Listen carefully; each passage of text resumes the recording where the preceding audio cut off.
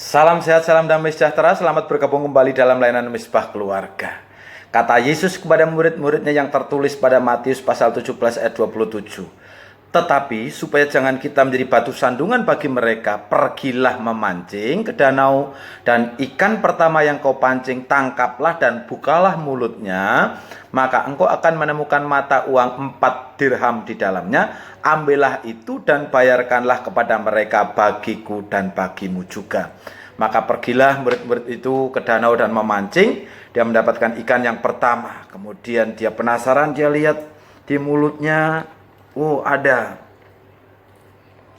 1, 2, 3. Katanya 4, kok cuma 3. Lalu dia lihat lagi, dia mulutnya buka lagi, kemudian dapat 4 dirham.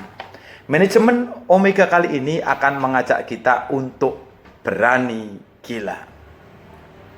Mari bantu berpikir sejenak, terdapat kesamaan apa saja di antara tokoh-tokoh berikut ini. Insinyur yang dibuai impian, ada tukang sulap, ada orang gila, ada waiter, ada nudis atau orang yang hidup telanjang, kemudian ada pengemis, ada gundik simpanan, ada wanita yang tidak aturan, dan ada penghujat Tuhan.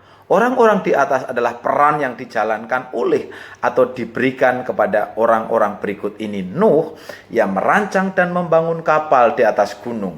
Musa yang mengubah air menjadi darah. Nehemia dia penyaji minuman seorang raja.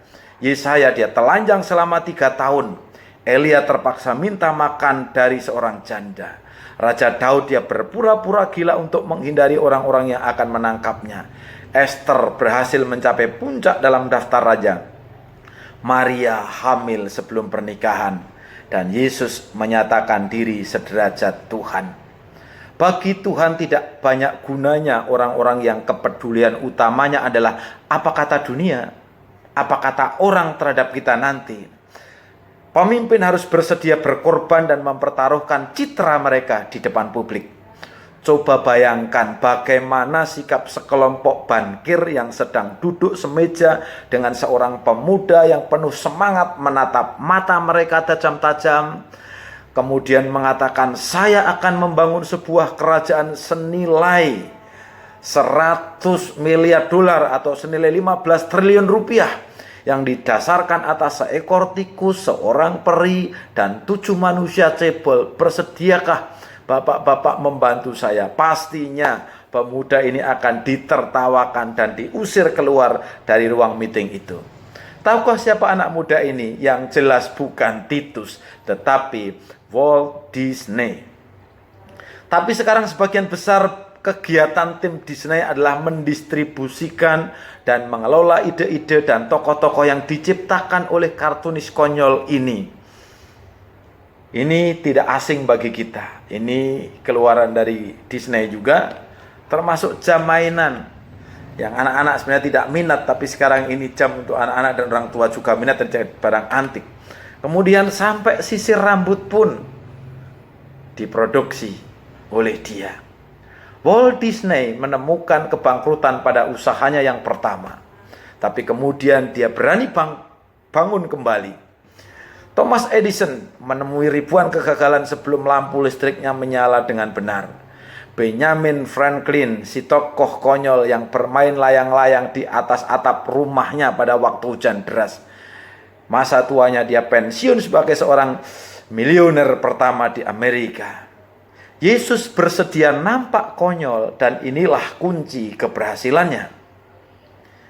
Dia datang memasuki kota dengan mengendarai seekor keledai yang gambaran orang mestinya menaiki kuda perang. Terpaksa ia memancing ikan untuk membayar pajak. Kemudian ia menangis seperti pemuda yang ditolak oleh gadis idamannya. Ia menyebarkan undangan untuk menghadiri pesta yang tidak dihadiri tamu. Dan terpaksa ia berdiri di teras-teras rumah dan mengetuk pintu berkali-kali. Kedengarannya semua itu bukan uraian tugas seorang raja. Para pemimpin Omega tidak takut kelihatan konyol. Kita harus tetap berpegang teguh pada rencana yang jelas dan masa depannya lebih baik.